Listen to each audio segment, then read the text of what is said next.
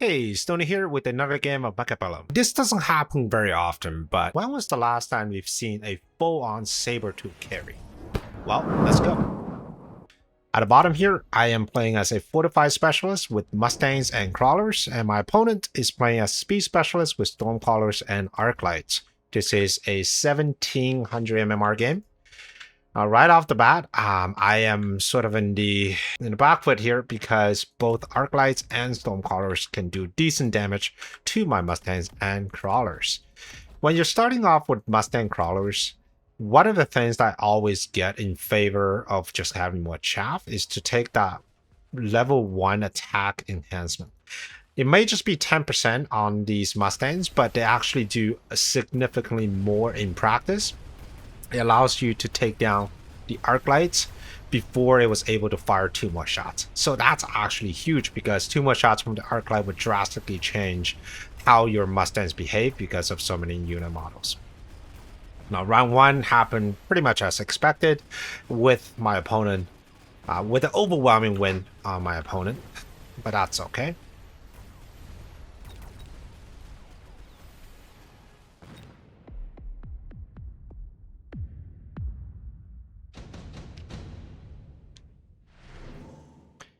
Round 2 reinforcement. Rhino Assault is interesting considering right now none of my opponent's units can actually dish out the damage to stop a Rhino. And the Stormcrawlers aren't great against the Rhino because they tend to miss a lot as the Rhino would just rush towards the tower. So I think Rhino Drop is a good choice here. My opponent decided to take Energy Shield Device spec. This is more for the long game, for the late game, where you're going to be putting down a bunch of shield bubbles. On my side of the board, I decided to add 2 marksmen just to help with clearing out some of these Arclights. It is still, like, my side of the board is still very underpowered because of just how quickly my units die to these Stormcrawlers. So eventually I would need a solution for that. But at least for now, my marksmen should be able to get some of these Arclights, allowing my Mustangs to do a bit more damage. And in the distance, you can see the Rhino. And for some reason, my opponent added a missile. Maybe it was just a very good read on this side of the board. If it was looking for some sort of flank, I think he was really... It's not necessary because the crawlers wouldn't be able to engage, but the missile actually stopped my Rhino quite a bit, preventing it from getting it to the tower. But it looks like it's going to get to the tower in just the nick of time. And with that, I might be able to clean this board. I'm not sure. I got crawlers on both sides gnawing at my tower, so I'm not entirely sure if I can still win this round. And it looks like the answer is no. Still gonna go to my opponent. But guess what? We got unit dropping round 3. And here we are, Sabertooth times 3. Of all the units, this is actually a pretty valuable unit drop because Sabertooth costs 200 resources a pop. So getting 3 Sabertooth is quite significant. And because it's round 3, it allows me to take a anti-missile device as well as getting another Sabertooth. So now we're going Saber against Saber. The only difference between the two is I have slightly more chaff, whereas my opponent has slightly better chaff clear. And of course, these Stormcrawlers will continue to dish out his damage. I'm hoping that the Sabertooth anti-missile, one of the weakest anti-missile really in this entire game, should be able to deal with these Stormcrawlers. Usually it takes about 2 Sabertooth to clear out 1 squad of Stormcrawler missiles.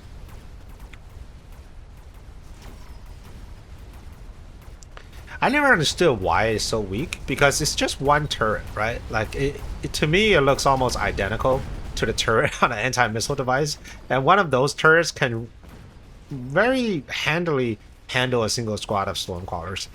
They must have nerfed it. You know, this is the Timu AM device that is just not working too well. Well, nevertheless, I was able to clear out the right-hand side, and now I'm moving towards the other side of the tower. Hopefully, the anti-missile device will be able to shield the Sabertooth from his doom, but as you can see here, it's missing about half of the missiles.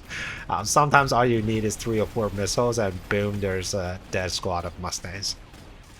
It's a little sad, but it is what it is. That's how the damn game is designed. Imagine if the anti-missile device on the Sabertooth is actually as effective as one of those stationary ones, that would have been a little bit overpowered considering the Sabertooth only cost 200 each and one of those AM devices actually cost 100 supplies. Alright, we got reinforcement again. Bombard is a great card for both sides. Probably more so for my opponent. For me, I just wanted to get rid of the Stonecrawlers. I don't really care if my Sabertooth got hit by Bombard. They're quite tanky.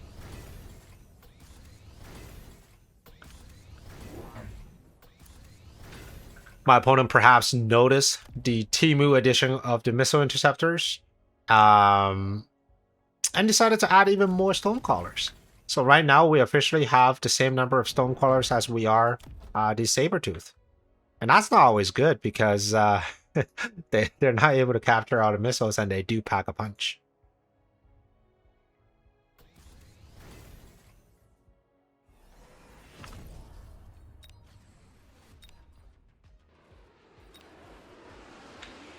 Alright, we're getting into the game here.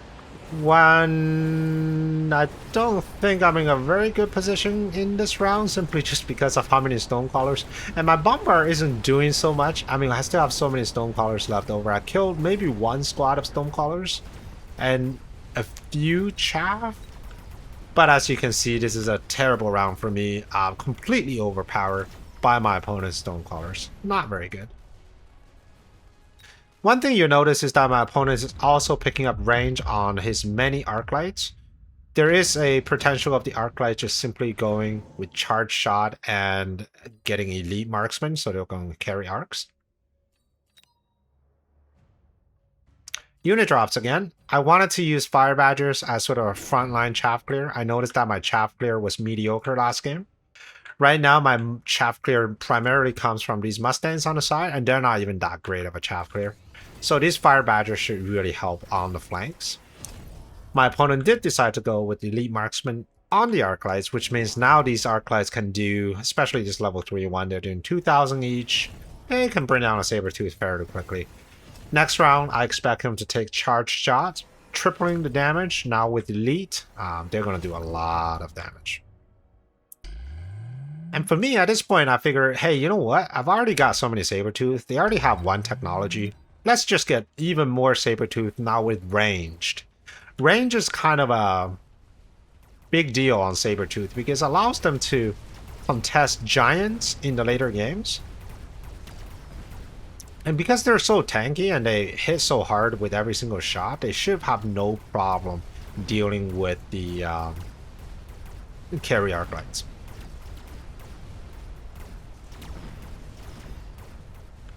Alright, so it looks like my left-hand side is not doing too well because of these Stonecrawlers. My right-hand side is also not doing too well because of the lack of chaff clear.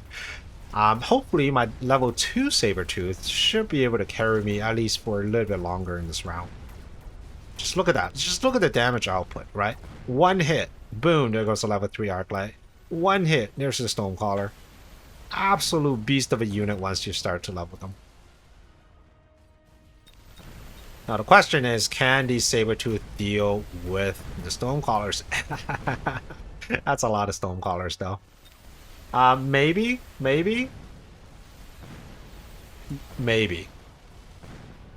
Yes. Nice. Good job. Alright, round 6. Iron Being is a very dangerous technology. It should destroy at least 3 of my Sabertooth. I took the Iron Beam because I really didn't want those Stonecrawlers, which continue to be a pest on my side of the board. So I put the Iron Beam here, trying to catch his Stonecrawlers. My opponent decided to pick the missile and just get rid of my chaff clear. It was a very smart decision. I still don't have very good chaff clear. I had my Fire Badgers here in the flanks, hoping to just draw his chaff all the way to the side instead of having to deal with them face on. My opponent answered by putting his own Sabertooth at the back. These Sabertooth will be able to 3-shot my level 2 Fire Badger, so not the most efficient use, but eventually they will get them. As for my opponent with the arc lights, he did take EM shot instead of a charge shot. That's interesting, because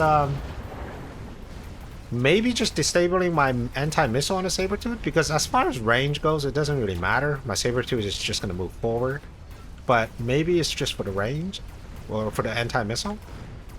The Iron Beam worked beautifully, destroying 2 squads of Stonecrawlers as well as some of the Arclights, and I am going to get Tower, which means this is an easy cleanup for me.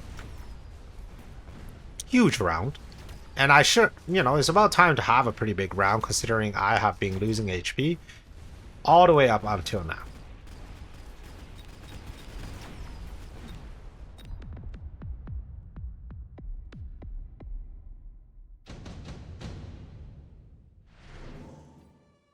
Bombard is offered again. I remember how well Bombard worked last time, so of course I'm going to take Bombard. And my opponent did so too. Except this time, I think I'm going to go shield up. At least I want to protect some of my units, right? My opponent had the same idea, added the shield.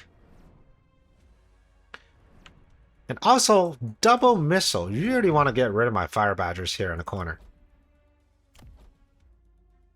Alright. Sure, you can get rid of my Fire Badgers, no problem. I'm just going to put some fans right in front. So, of course, you can get the fans. These ones, they're not being positioned in the most ideal way, but no, they're sufficient to draw your double missile, no problem. Costing you a bit more precious time to run your units over and deal with these Fire Badgers. Well, it turns out I did forget to take shields on this round, but I used the money for another tech on the Sabertooth with field maintenance. Now looking back, I don't know if that's the best use of that technology, especially now we have EM Arclights on the board. But EM Arclights, I think they only disable it for not very long, actually.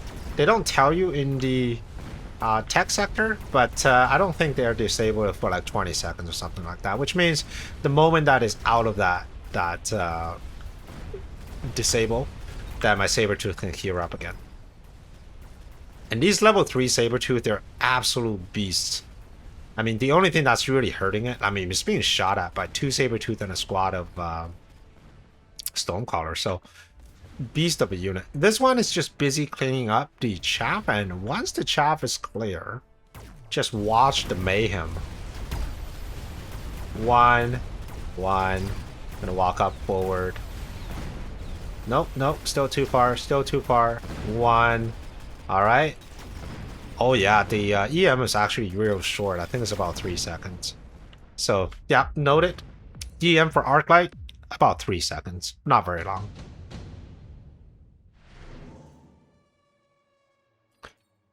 I think Incendiary will be the choice here for both. Senior attack is interesting, but my Sabertooth is already one-shotting most of the units, so I don't really see a point of getting senior attack. It's either that or I will skip. Oh no, it turns out I'm going to have Elite Wasp. Elite Wasp is interesting because my opponent virtually has 0 anti-air, with the exception of 2 squads of fans at the front. And if he's not expecting this, this is game ending for him. Because last round he was already struggling with my line of Sabertooth, not able to bring it down.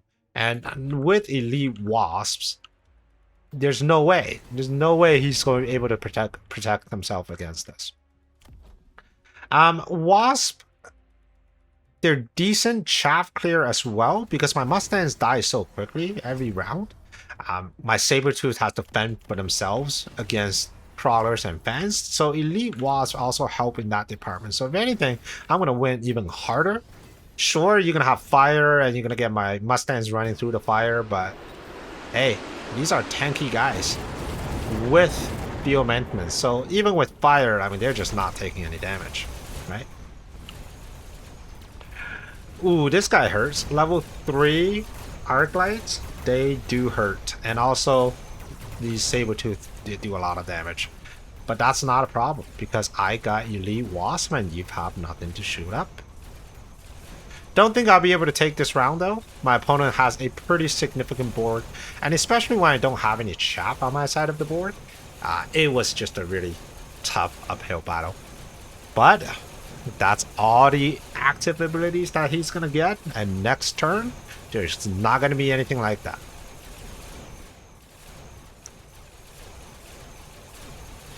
Alright, I can expect my opponent to probably go heavy into anti-air Mustangs, which means I will most likely sell my wasps this round. We got unit drop again, and we have Wraith. Wraith at the same point as Melting Point is often a little bit risky, but because I have so many Sabertooth, I'm thinking maybe it's okay to go with Wraith. Wraith has another benefit that my opponent is now down to 1200 HP. If he goes anti-air Mustangs, then my Wraith with field maintenance or even with armor will have a pretty darn good chance of just out-healing these Mustangs. And speaking of, here they are, anti-air Mustangs. So I'm going to swap out a squad of wasp for some Wraith, which is going to do wonderful with Chaff clear, by the way, and add even more crawlers on my side. He does have bombard, which is unfortunate, and he is spending 400 on shields, which means that's not the money that's going to go into units. My board right now is I lack late game chaff clear, especially when these anti-air Mustangs run forward. I have no reliable way of stopping them. I think probably getting a Vulcan would help. And here I am getting all bubbled up as well because I had noticed a lack of late game chaff clear, and I really wanted these Mustangs to survive. This one is now level 3, so they can not only clear out chaff, but also helping with the damage output for the rest of the army. Alright, looks like everything's in order. Ooh. We've got a missile that landed directly on top of my wasp. Very good read. The bombard is still happening, but my shield bubble is still up. So let's see if I get lucky here. And yep, all my Mustangs survive on this side. Yes, there we go. Anti-missile, allowing my Mustangs to survive even longer. On the right-hand side, this level 4 Wraith is just not dying. He's still close though this round. But I should be able to get my opponent's HP down even further. Not enough to kill him, but enough to make it hurt. Even better if I can get some of the shield bubbles.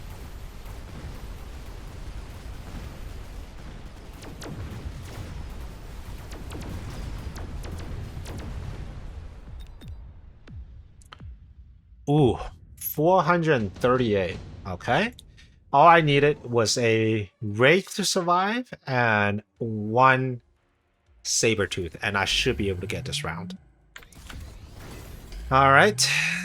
My opponent will probably need something to deal with the Wraith. At this point, it's got to be a Melting Point, but the question is he going to spend the money and deal with the Melting Point, right?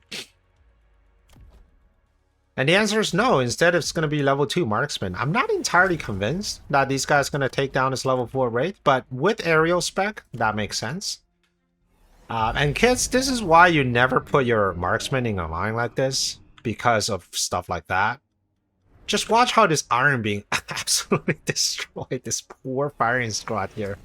Anyways, the rest of the board remained relatively unchanged. I decided to keep my flank right here, even though it's getting killed every single round. I do appreciate the delay that it causes, allowing my Sabertooth to get in range and start doing the damage. And it is my turn to get the Melting Point, but not for the purpose of doing damage, but it's really for the purpose of the EM barrage. I've noticed these triple tech arc lights giving me a lot of problem. So with the few Melting Points, it could really change the tide of the battle. And besides, Melting Points are super beefy, which means if it comes down to like a one-on-one against a Sabertooth, I think my Melting Point will still win. So lots of pros for adding Melting Points onto the board here. All right, it looks like we are both ready, and let's just keep an eye out on this Iron Beam. This is going to be a sad, sad Iron Beam. All right, it's gonna come down. It's gonna get both of the shield bubbles. Unfortunately, not getting every units, but here it goes. There goes your anti-air marksman. And that just means my Wraith lives forever. And of course, with his line of units dying, and of course with my melting point just coming here, giving everybody the bar arch. This game is his fate is all but sealed here.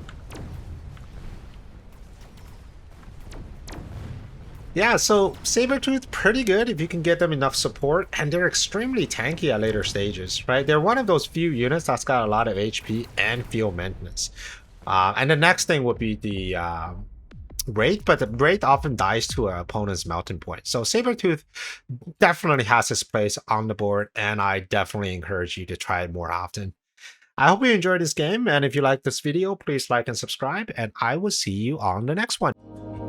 Prepare your tactics, Mechabellum's calling. Deploy your fortress, the battlefield's alive with swarms.